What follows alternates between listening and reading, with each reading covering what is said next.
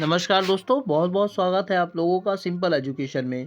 दोस्तों, आज की इस वीडियो में हम लोग बात करेंगे कक्षा 10 की सामाजिक विज्ञान की वर्कशीट नंबर 41 के बारे में। 11 नवंबर की यह वर्कशीट पुनरावृत्ति कार्य पर आधारित है और इसमें कृषि, यूरोप में राष्ट्रवाद तथा संघवाद वाले चैप्टर्स के साथ से मिलाकर क्वेश्चन लिए गए हैं जिनका जवाब हमें देना है।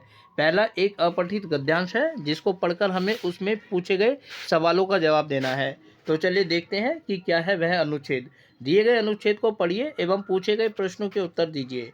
सवाल है, रोपण कृषि भी एक प्रकार की वाणिज्यिक खेती है। इस प्रकार की खेती में लंबे चौड़े क्षेत्र में एकल फसल बोई जाती है। रोपण कृषि उद्योग और कृषि के बीच एक अंतराप्रस्थ है। रोपण कृषि व्यापक क्षेत्र में की जाती है जो अत्यधिक पूंजी और श्रमिकों की सहायता से की जाती है।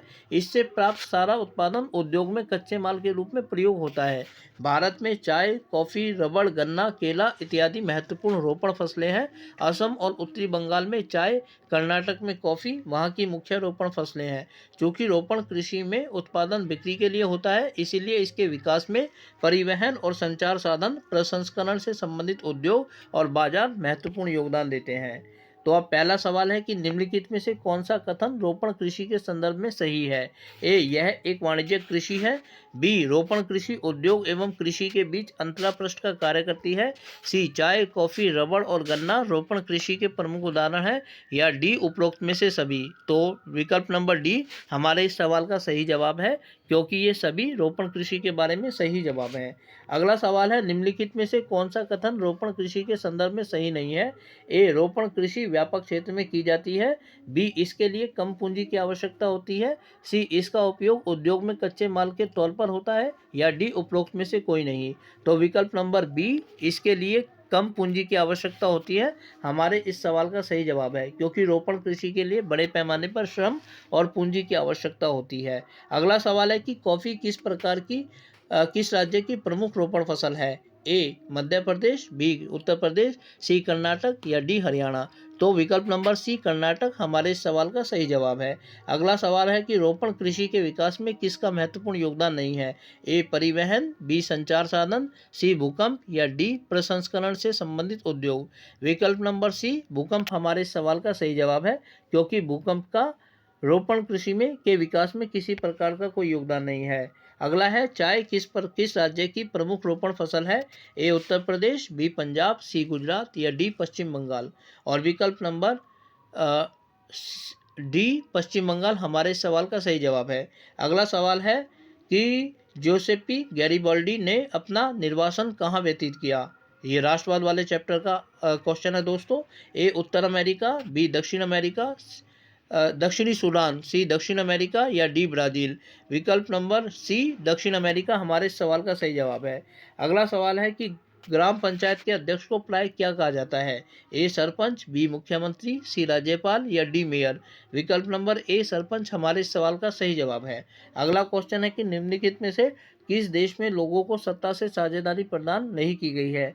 ए, भारत, बी, बेल्जियम, सी, श्रीलंका या डी, अमेरिका। तो दोस्तों, जब हमने इस अध्याय का अध्ययन किया था सत्ता में साझेदारी का, तो हमने देखा था कि श्रीलंका में जो तमिल मूल के लोग हैं, भारतीय लोग हैं, उनको सत्ता में कोई साझेदारी प्रदान नहीं की गई है। इस प्रकार इस सवाल का विकल्प नंबर सी, श्रीलंका हमारे इस सवाल का सही जवाब है। अगला सवाल है कि भारत में समवर्ती सूची पर कानून बनाने का अधिकार किस सरकार को है। ए, केंद्र सरकार, बी, राज्य सरकार, सी, स्थानीय सरकार या डी, उपरोक्त में से कोई नहीं। दोस्तों, इस सवाल के जो विकल्प हैं वो सही नहीं दिए गए हैं, क्योंकि समवर्ती सूची ऐसी सूची है भारतीय संविधान की जिस पर केंद्र और राज्य दोनों ही कानून बना सकते हैं। लेकिन अगर एक ही विषय पर केंद्र और राज्य दोनों सरकारें कानून बना देती हैं, तो ऐसी स्थिति में केंद्र द्वारा बनाए गए कानून को मान्यता दी जाएगी, राज्य द्वारा बनाए गए कानून को नहीं। या ऐसा भी हो सकता है कि किसी विषय पर कानून राज्य सरकार ने पहले बना रखा हो और बाद में केंद्र सरकार उसके ऊपर कानून बना दे। अगर ऐसा होता है तो जब केंद्र सरकार द्वारा कानून बनाया जाएगा तो राज्य सरकार द्वारा बनाया गया कानून उसी समय निष्प्रभावी हो जाता है। इस प्रकार केंद्र और राज्य दोनों सरकारें इस पर कानून बना सकती हैं। इस प्रकार विकल्प नंबर ए और बी ये हमारे सवाल का सही जवाब हो सकता है। अगला सवाल है कि झूम कृषि को मसोले के नाम से किस देश में जाना जाता है। ए, ब्राज़ील, बी, अमेरिका, सी, मध्य अफ्रीका या डी, मैक्सिको। तो मध्य अफ्रीका में झूम खेती को मसोले के नाम से जाना जाता है। इस प्रकार विकल्प नंबर सी मध्य अफ्रीका हमारे इस सवाल का सही जवाब है। तो दोस्तों ये थी आप लोगों की आज की सामाजिक विज्ञान की वर्कशीट। उम्मीद करता हूँ कि आपको वीडियो अच्छी लगी होगी और साथ ही आपसे अनुरोध करता हूँ कि यदि वीडियो अच्छी लगी तो वीडियो को लाइक और चैनल को सब्सक्राइब जरूर करें। इसके अलावा आगे आने वाले अन्य दिनों में अन्य वीडियोस को देखने के लिए जुड़े रहें मेरे साथ मेरे इस यूट्यूब चैनल पर, जिसका नाम है सिंपल एजुकेशन। फिलहाल आप लोगों से विदा लेना चाहूँगा। वीडियो को देखने के लिए आपका बहुत बहुत धन्यवाद।